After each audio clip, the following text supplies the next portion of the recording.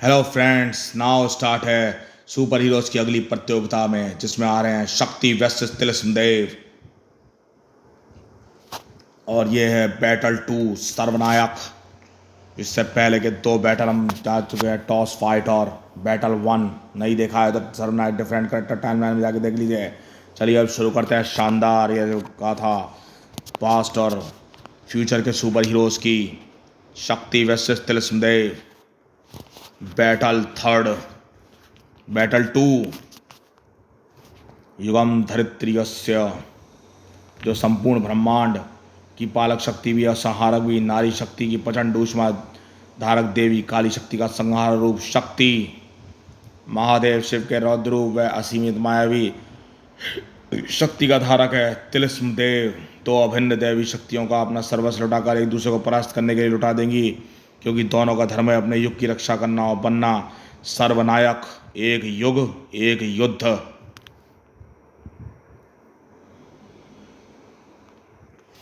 द्वितीय अध्याय आरंभ। आत्मशक्ति। शक्ति। तिलस्मदेव।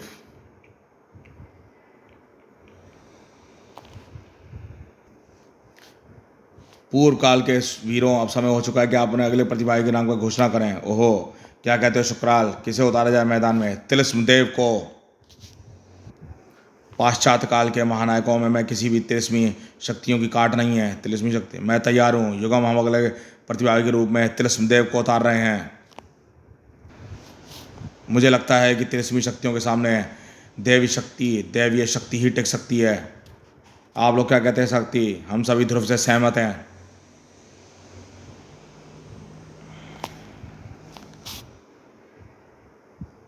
सर्वनायक प्रतियोगिता का लक्षण शुरू होने को है। पूर्व काल से तिलस्मदेव, पाश्चात्य काल से देवी शक्ति अपनी प्रथम स्पर्धा के लिए पूर्णतः तैयार हैं, परंतु उससे पूर्व समय है आप सबको एक कथा सुनाने का। भला यह समय बर्बादी क्यों? सीधे प्रतियोगिता आरंभ क्यों नहीं करते? धैर्य रखें देवी शक्ति, इस कथा का औचित्य भी समझ में आ जाएगा। कथा द्वापर युग से आरंभ होती है। द्वापर युग में नागलोक के सम्राट नागदेव से, अत्यंत पराक्रमी, बलशाली, तेजस्वी किंतु अहंकारी सम्राट नागदेव से। जी हाँ, ये तिलस्मदेव की कहानी सुनाई जा रही है।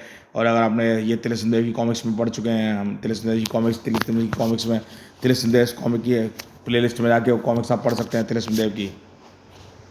नागदेव का हृदय शातुल्य, लेकिन इसमें और भी कुछ भेद खुलेंगे। शातुल्य नगरी के राजा शातुल्य अभूतपूर्व सुंदरी कन्या राजकुमारी महक पर इस कदर मोहित हुआ, वो राजकुमारी स्वयंवर में आ जा पहुंचा। देवता, असुर, गंधर्व, मानव, पशु मानव इस संसार के सर्वश्रेष्ठ सर्वयोग्य वर मुझसे तुमसे विवाह करने को लालच है पुत्री। इनमें से तुम जिसे भी चुनोगी उनका जीवन धन्य हो जाएगा। स्वयं देवताओं के राजा देवराज इंद्र के योग्य वर भला कौन तुम्हारे लिए होगा? राजकुमारी महक। असुर राज सुरा को ही चुनना है राजकुमारी। मैं हूँ राजकुमारी तुम्हारे लिए सबसे योग्य वर। नहीं, मैं हूँ सबसे योग्य। स्वयं को योग्य सिद्ध करने में तुले हुए भंवरे कहा जानते थे कि इस महक को अपना बनाने का जुनून एक सयाह तूफान बनाकर उड़ाने वाला था। ठहरो, देवता, गंधर्व, असुर, पशु मानव, उन सबको स्वयंवर में आमंत्रित किया गया, तो नागलोक सम्राट को निमंत्रण क्यों नहीं भेजा गया? घोर अपमान है हमारा। अब तुम्हारी पुत्री है वरमाला नागलोक सम्राट नागदेव के ही गले में पहनाएगी। राजा शातुल्य भगवान विष्णु का घोर उपासक था। भगवान विष्णु के वरदान के फलस्वरूप उसे महक के रूप में संतान की प्राप्ति हुई थी। तुम्हें अभूतपूर्व सौंदर्य से परिपूर्ण पुत्री प्राप्त हुई है राजन, परंतु स्मरण रहे तुम्हारी कन्या ने उसकी इच्छा के विरुद्ध विवाह करने वाला जीवित नहीं रहेगा। जिसे तुम्हारी कन्या प्रेम करेगी, जब तक उस व्यक्ति से उसका मिलन नहीं होगा, तुम्हारी कन्या प्रत्येक युग में अपने पूर्ण प्रेम के लिए जन्म लेती रहेगी। परंतु शातुल्य नहीं जानता था कि वो सिर्फ एक मोहरा है, समय की बिसात पर स्वयं देव द्वारा चलाया गया मोहरा। भगवान विष्णु ने लीला कुछ ऐसी दिखाई कि शातुल्य स्वयंवर में नागदेव को आमंत्रित करना भूल गया, और फिर नारद मुनि ने नागदेव को इस स्वयंवर में आने के बारे में भड़का दिया। नतीजा ब्रह्मा से अमृत प्राप्त नागदेव को का भजन स्वयंवर में उपस्थित सभी वीरों को बनना पड़ा। तेरा यह दुस्साहस तू देवराज इंद्र के होते हुए उसकी होने वाली भार्या को भयभीत करने का प्रयास कर सके। मृत्यु को न ललकारो मूर्खों, मेरे समक्ष तुम्हारी अवस्था सिंह के समान सियार के समान है। संपूर्ण ब्रह्मांड के वीर जिससे जीत नहीं पाते, अक्सर ऐसे महारथी किसी प्रेम में अपना सर्वस्व हार बैठते हैं। नागदेव के साथ भी यही हुआ। देवता और असुरों को तो धूल धराधूल चटाती थी, पर महक के हृदय की कठोर धरती पर अपने प्रेम के पुष्प खिलाने की कला उसे नहीं आती थी। मेरे पिता का अपमान करके और मुझे मेरे स्वयंवर से हर ले गया था। तू नीच ले गया, मुझे विवाह का प्रस्ताव रहा, घड़ा है मुझे तुझसे, तुम मेरी और राजकुमारी, मेरे प्रेम की गहराई का एहसास तुम्हें आज भले ही ना हो, लेकिन एक दिन अवश्य होगा। भयभीत ना हो, हमारा प्रेम उद्दंड सही परंतु पवित्र नहीं है। जब तक तुम स्वयं से विवाह नहीं करोगी, चित हम तुम्हें स्पर्श नहीं करेंगे। प्रेम यदि सच्चा हो तो सच्चा करने के लिए, उसे पाने के लिए भगवान भी लड़ बैठते हैं। नागदेव का प्रेम भी सच्चा था। शेष नाग और स्वयं भगवान विष्णु से टकरा गया वह। हट छोड़ दो नाग सम्राट नागदेव, राजकुमारी महक तुम्हारी कदापि नहीं होगी। महक तो मेरे रोमनों में बसी हुई है शेषनाग, जिसे तेरे स्वामी विष्णु भी मुझसे पृथक नहीं कर सकते। भगवान विष्णु पर नागदेव की शक्तियों का जोर नहीं चला तो प्रेम पर भगवान का जोर नहीं चलता। नागदेव को उसका प्यार नहीं दे सकते तो शाप दे दिया भगवान विष्णु ने। हम तुम्हें शाप देते हैं, नागलोक से निष्कासित करते हैं। नागदेव, तुम्हारी समस्त नाग शक्तियाँ उसी क्षण लोप हो जाएंगी। तुम अपना अमर जीवन एक तपस्वी के रूप में मृत्युलोक में बिताओगे, और तब से त्रेता युग के काल के अंतिम छोर तक नागदेव तिलिस्मी शक्ति धारक महातपस्वी तिलिस्मदेव के रूप में विद्यमान है। पुराने घाव ताजा करने के लिए धन्यवाद युगम काल मूर्ति द्वारा तिलिस्मदेव का विवरण पहले ही दिया जा चुका है। फिर यह रिपीट टेलीकास्ट क्यों? आप पाश्चात्य काल वालों ने धरती पर कुछ ही ढंग की चीज़ों का सृजन किया है, जिनमें से एक है फिल्में। इस मौके पर मुझे एक डायलॉग याद आ रहा है। कहते हैं, अगर सच्चे दिल से किसी को चाह करो तो कायनात तुम्हें उसे मिलाने में जुट जाती है। नागदेव और महक की एक तरफा प्रेम की कहानी अभी ख़त्म नहीं है, पिक्चर भी बाकी है मेरे दोस्त। यह बावला बैठे बैठे फिल्में देखता है, यहाँ शर्त लगा लो इसकी फेवरेट फिल्म शोले होगी। पूरा गब्बर लगता है ये। हाँ, वैसे गब्बर तो है ही।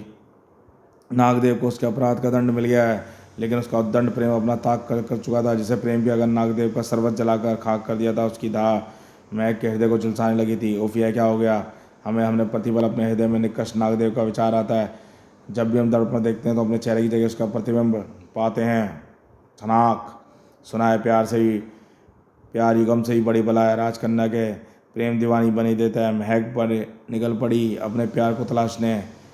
राजमहल के मखमली कालीन पर पड़ने वाली तपों में तपती धूप से जलती चट्टानों डाल दिए, लेकिन उसका दर्द उसके दिल से उठती टीस के सामने कुछ नहीं था। हम जानते हैं, जानबूझकर तड़पा रहे हैं, हमारे हृदय तक धड़कने पहुंच रही हैं। हम आपसे मिले बिना नहीं लौटेंगे, यहीं प्राण त्याग देंगे।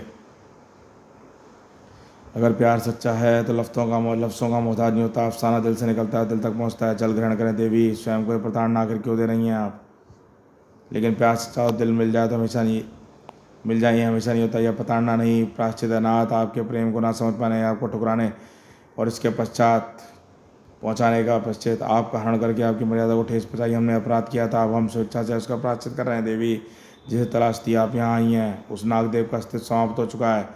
अब अगर आपने ठुकरा दिया है तो उसका अस्तित्व हमारा समाप्त हो जाएगा। नागनाथ, आपको प्रजापति ब्रह्मा से अमृत का वरदान प्राप्त है। यदि आप हमारी इच्छा के विरुद्ध बलपूर्वक हमसे विवाह करते हैं तो आपको हानि नहीं होती, किंतु आपने हमारी मर्यादा का मान रखा, स्पर्श तक न किया हम ही आपके प्रेम को नहीं समझ सके। क्षमा कर दीजिए हमें।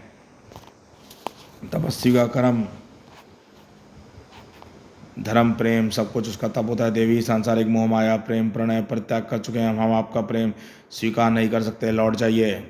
कुछ प्रेम कहानियों की तकदीर में अनंत काल तक अधूरा नहीं लिखा होता है। नागदेव और राजकुमारी महक की प्रेम कहानी भी शायद समय ने अधूरी लिखी थी। तिलिस्मदेव का महक का प्रेम स्वीकार नहीं कर सकता था, और महक तिलिस्मदेव के अलावा किसी और को अपने वर के रूप में स्वीकार नहीं कर सकती थी।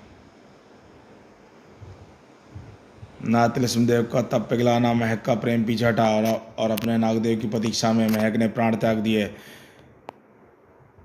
और तब से हर समय महक अलग अलग रूप में जन्म लेती रही, और आज भी उसका प्रेम अधूरा है। और अलग बात है कि अपने पूर्व जन्मों में वह नागदेव को भूल चुकी है। उसका प्रेम नागदेव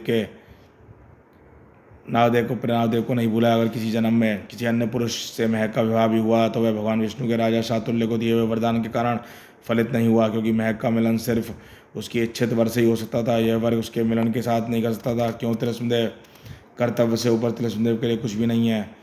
और पर आपके लिए क्या क्या मनोभाव है देवी शक्ति? यही कि पुरुष होते ही नीच हैं। भले ही वे तपस्वी क्यों ना हो। अच्छा किया कि युगम जो यह वृत्तांत सुना दिया। अब शक्ति के किवाड़ में महक पर किए गए नागदेव के अन्याय का हिसाब होगा। तो फिर देर किस बात की, प्रतियोगिता आरंभ करो। अवधि जो आज्ञा। युग श्रेष्ठ। युगम धरित्रीयस्य। यह अनंत अंतरिक्ष आकरण क्षेत्र है। आप अपनी संपूर्ण शक्ति लगाकर आप तब तक द्वंद्व करेंगे जब तक आप में से कोई एक अपनी पराजय स्वीकार नहीं कर लेता। युगम ने जो कहानी उसके दिल को उसके बाद वाकई शक्ति सुनाई है, उसके बाद तो वाकई शक्ति तिलस्मदेव को बुरीगत बना देगी। युगम का यहाँ कहानी सुनाने का मकसद सिर्फ शक्ति या गुस्सा भड़काना नहीं हो सकता नागराज। तो फिर क्या मकसद रहो, यह तो मैं नहीं जानता, पर इतना ही मकसद यह है कि यह पर इतना तय है कि वह मकसद इस प्रतियोगिता का परिणाम निर्धारित करेगा। वार कर तपस्वी, शक्ति पर कोई तुझ पर कोई दया नहीं दिखाने वाली। किस दुविधा में डूबा है तो सी हथियार उठा, मुकाबला कर। लड़ने से पूर्व ही हार मान चुका है तू। आपको प्रथम बार करने का अवसर दे रहा था देवी, अब मेरी बारी है। बूम। इंद्रलोक। ये कैसी भीषण घटना थी जिसने इंद्रासन के समझ देवलोक कंपित कर दिया। कहीं हमारे मूर्ख दुस्साहसी असुर भ्राताओं ने देवलोक पर पुनः आक्रमण तो नहीं कर दिया। नारायण नारायण। आपको अंदेशा नहीं है देवराज, यह विपदा असुरों के आक्रमण से कहीं अधिक गंभीर है। यह भला क्या कह रहे हैं मुनिवर, असुरों से विकट भला ऐसी कौन सी विधान पड़ी। युगम द्वारा आयोजित सर्वनायक प्रतियोगिता जिसमें देवी शक्ति और तिलस्मदेव आमने सामने। अनर्थ, घोर अनर्थ हो गया मुनिवर। आपको जो सब ज्ञात है, यदि यह टकराव हुआ तो देवलोक क्या पूरा ब्रह्मांड खिलखिल हो जाएगा। इसलिए तो आया हूँ देवराज, शीघ्र स्वयं समझ देवगणों के साथ आपको वहाँ पहुँचना होगा। कैलाश पर्वत, इस अनर्थ को केवल आप ही रोक सकते हैं। युगम ने सर्वनायक प्रतियोगिता कर दी है। देवी शक्ति और तिलस्मदेव आमने सामने है। जहाँ देवी शक्ति माता पार्वती के रौद्रकाली रूप की संवाहक वही तिलस्मदेव स्वयं आपके यानी महादेव शक्ति के शक्तियों के धारक हैं। त्रेता युग में आपके अनुसार हम देवताओं ने तो मातरों ने उन सुप्त शक्तियों को बोध कराया था। शिव और आदि शक्ति का टकराव तो संपूर्ण ब्रह्मांड को भस्म कर सकता है। महादेव आप इसे ही रोक सकते हैं। जो हो रहा है वह विधि का विधान है देवराज। तिलस्मदेव को अपनी वास्तविक पहचान की शक्तियों की अनुभवता अब तक बहुत महत्वपूर्ण थी, किंतु अब शिव और शक्ति का टकराव तो होकर ही रहेगा। परिणाम चाहे जो भी हो, महाकाली के रौद्र रूप के सामने क्षण भर भी नहीं टिकेगा तू तपस्वी। क्राम। आज तक मैंने अपनी शक्तियों का प्रयोग सिर्फ जन कल्याण हेतु किया है, परंतु आज अपने युग को बचाने हेतु इन शक्तियों का प्रयोग संहार हेतु भी करना पड़ा तो पीछे नहीं हटूंगा। हे तिलस्म शक्ति, मुझे महाकाली की शक्तियों की काट प्रदान करें। यह क्या, यह तो महादेव का त्रिशूल है। इसका वहन और प्रयोग तो केवल महादेव कर सकते हैं। यह मेरे पास कैसे आया। कड़ाम।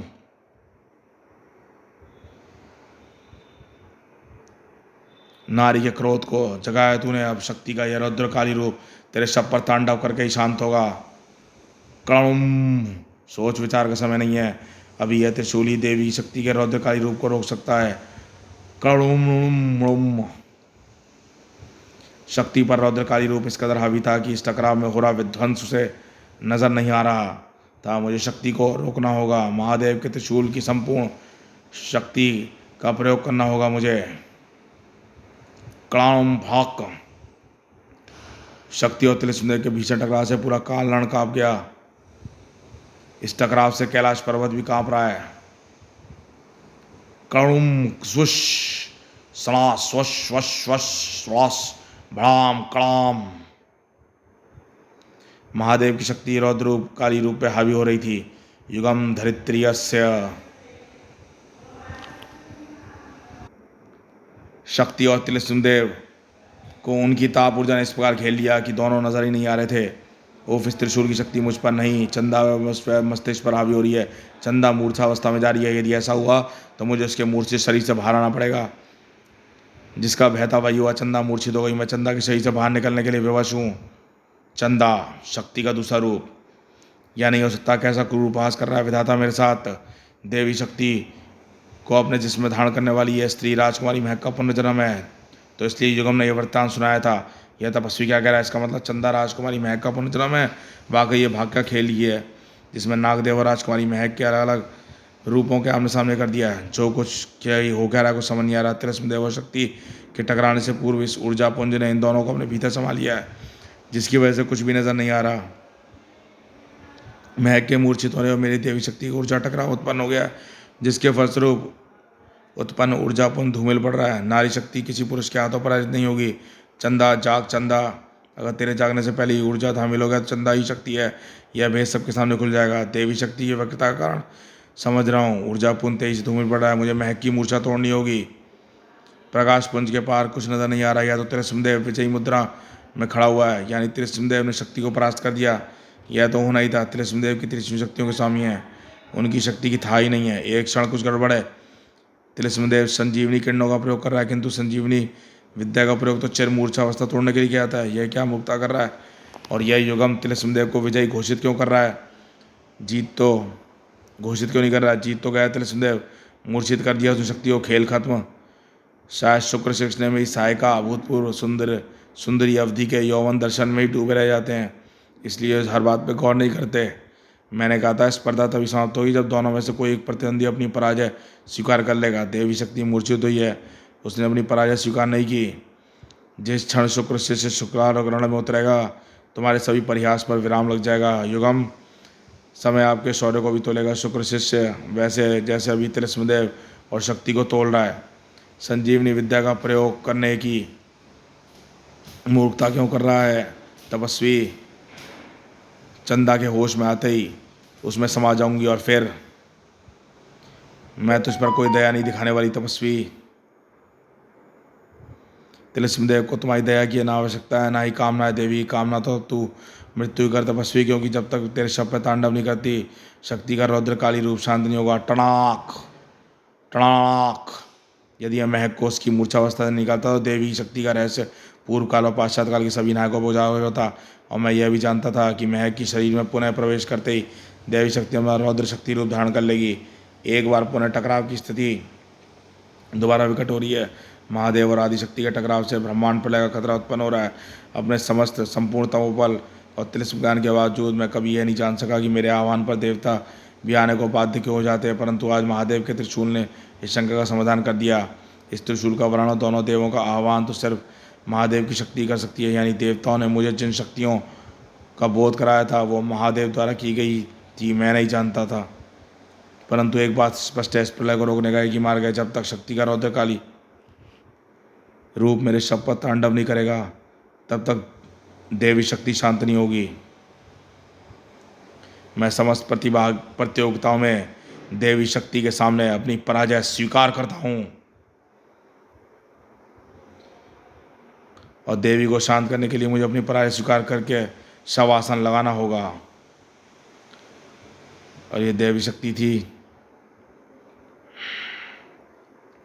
अद्भुत, पूरे ब्रह्मांड के कल्याण के लिए। त्रिशूलदेव ने पराजय स्वीकार कर ली। तिलिश शक्ति विंस।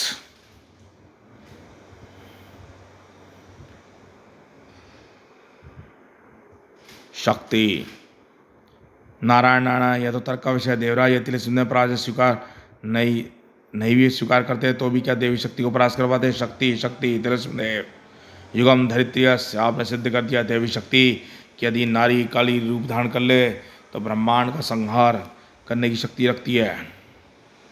और त्रिशूलदेव आपने भी सिद्ध कर दिया कि प्रतिद्वंदी को परास्त करने के लिए तो मात्र शक्ति चाहिए, परंतु दूसरों के हित के लिए पराजय स्वीकार करने के लिए आत्मशक्ति चाहिए। पराजय स्वीकार करने के बाद अपने दल का सामना करने के लिए दुगनी आत्मशक्ति चाहिए।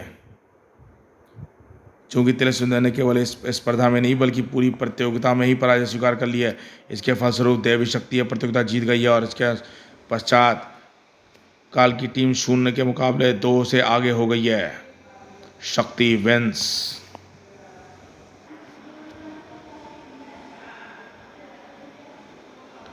परंतु चूंकि त्रिशूलदेव